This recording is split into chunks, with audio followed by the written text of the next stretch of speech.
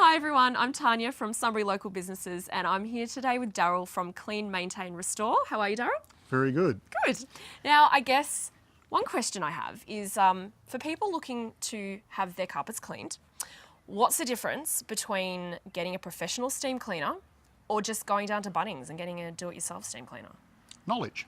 Okay. All right. Quite simply, anyone can make a carpet wet. Yep. Ask any kid who's put a plug in a bath and turned the tap on. The difference is getting it dry and also understanding the chemistry you're using.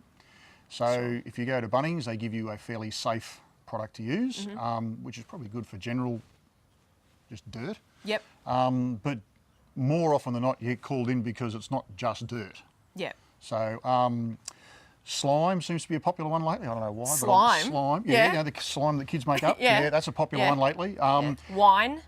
Wine? No, yeah, people don't tend to spill wine. I've spilt a number of people don't tend to spill wine. much wine because they cry more. Yeah, and a bit more careful with their wine.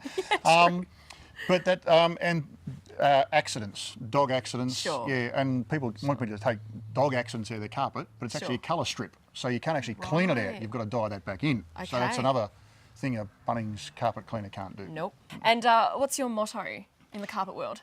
Oh, if you've got a smell, give us a yell. Fantastic. No worries. Will do. Thank you. No problem. See you later. That's so funny. You've got a smell. Give us a yell. Oh, that's great. Hashtag it. You'll find it.